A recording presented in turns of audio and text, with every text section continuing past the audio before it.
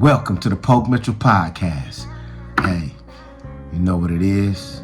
Self-motivation is the best motivation. Because when you can motivate yourself, you don't need nobody to motivate you.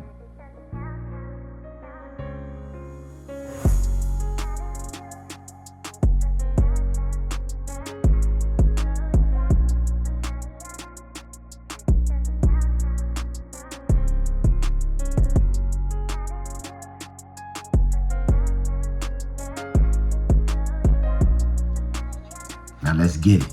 I want to dedicate this episode, man, to, a couple of people that I grew up with.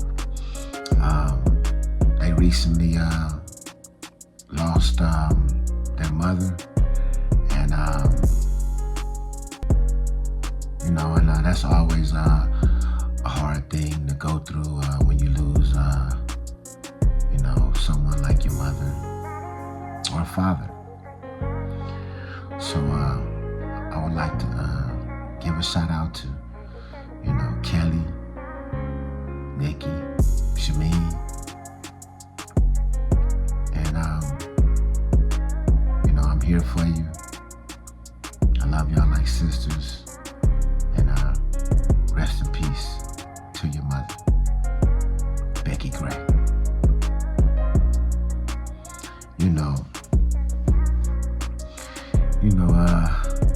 As I get older, I start to look at things in a different light. You start to know and understand when wisdom is being thrown at you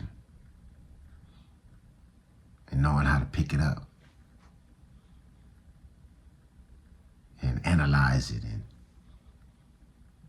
use it to navigate you in your everyday life. I hear a lot of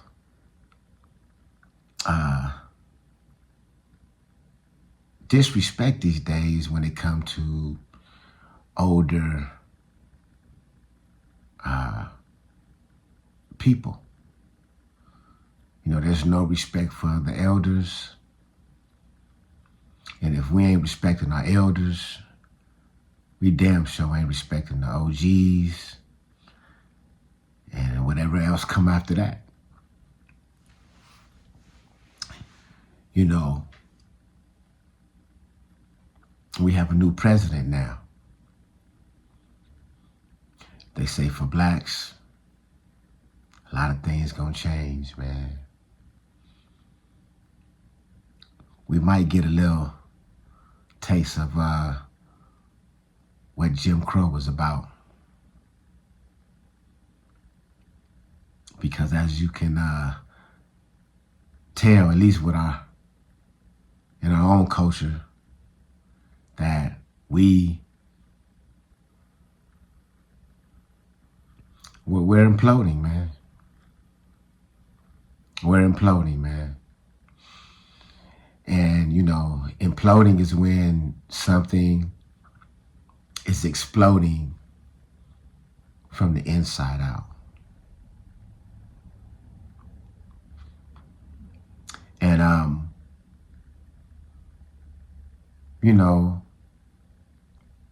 it seems that, no one has gotten more knowledge along the way, more so than black people. We are the ones that everything bad has happened to. We are the one that, are still dealing with poverty, racism for sure. And it hasn't affected us the most because we don't even know how to come together.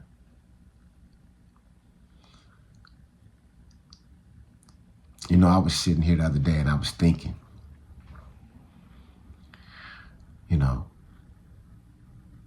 we don't even know how to support each other. We have let the poison just take over. And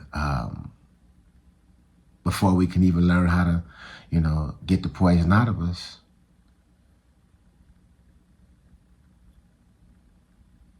it goes all the way through the mind and the soul to where it destroys us.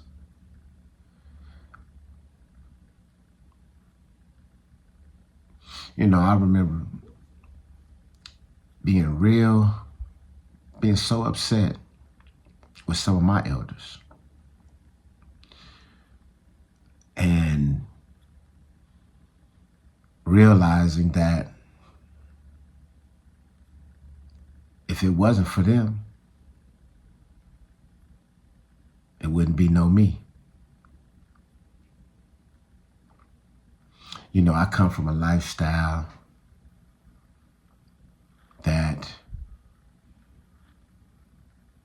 gangs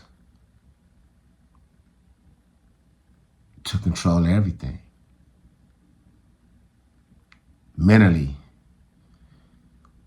it gravitated down to the young. And you got to know that,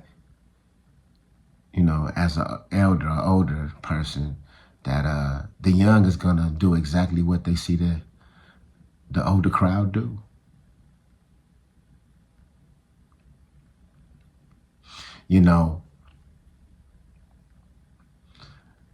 I was thinking about what did my OGs do for me? What did my elders do for me when I was a kid?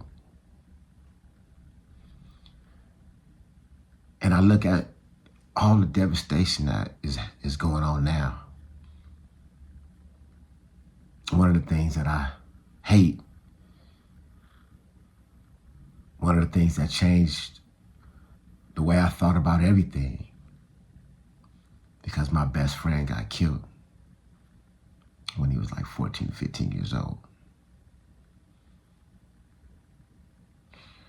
But before that time, I remember us living a happy life as a kid. And for me not to have a mother or father along the way, I don't remember too many bad times that I had growing up as a kid.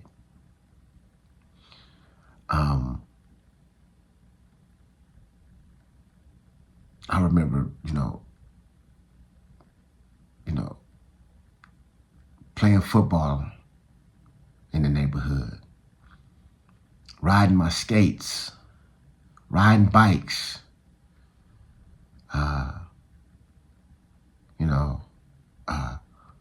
playing with all the kids, laughing a lot. I laughed a lot when I was young. Seemed like everything was funny when I was a kid. I had so much fun when I was a kid.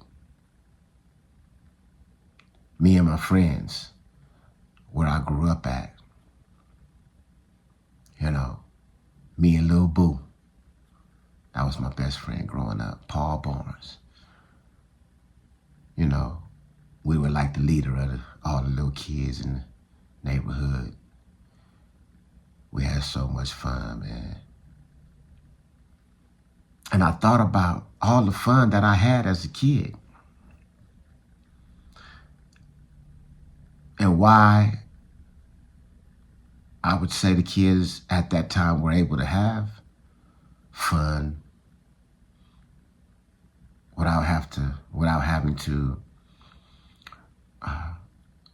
without realizing, the things that the older crowd was going through. When I was little, we didn't have to worry about shootings. I don't remember no kids getting shot when I was a kid. So that meant that the ones before me, the older crowd, was actually taking care of their business, making sure that it was going to be safe.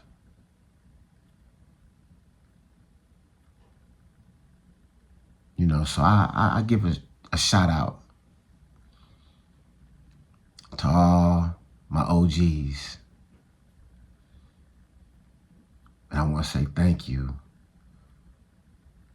for allowing me and all the kids that I grew up with to be kids. Because of what you guys were doing at the time and the foundation that you guys had set, we was able to play and do even more than what Michael Jackson did as a kid.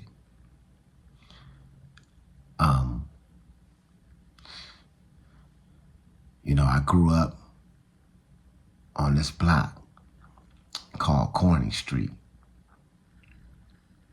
Corning. 1936. It was an apartment, one of the biggest apartments on the block. And it had glass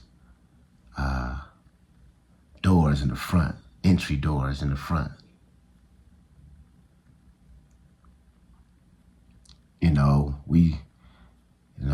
It wasn't only a playing spot for the kids. The apartments was so big of an apartment, you know. It was so much room at the time. You would have kids and elders hanging out in it. That one apartment building was our project.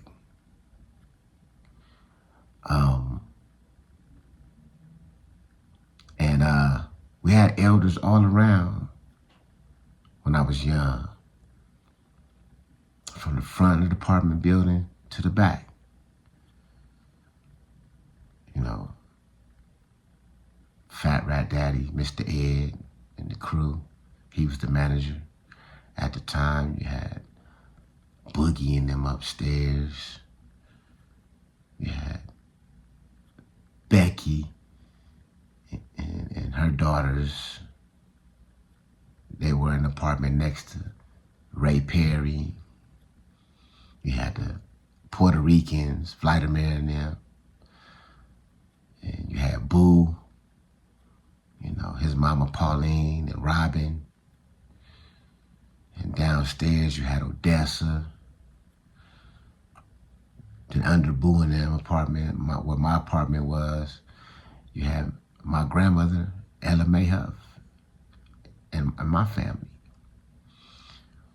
And like I said, you had elders all around, man. And I can remember it being different. You know, it was like more respect. When you ain't got no elders around,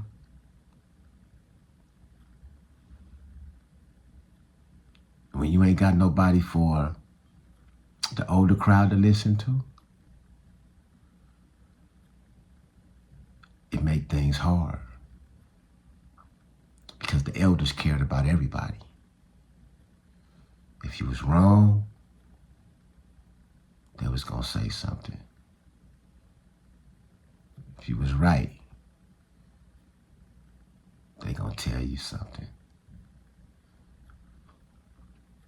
You know, and I thank God for what he put in my life for my eyes to see, you know, and, you know, what he allowed for me to go through in my journey. You know, you guys, I want you guys to know this, man. When you give respect, respect is given right back to you. We at a time now, man, where we'd be stupid as a culture not to come together.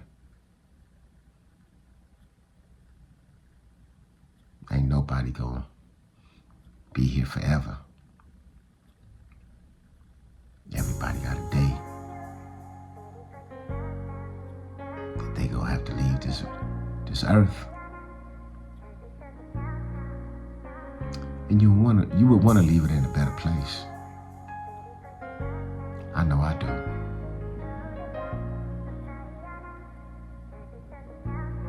Anyway, shout out to my old block, Corny Street. You know what I'm saying? So many good memories. Rest in peace to all the elders. We gotta do better, and we will.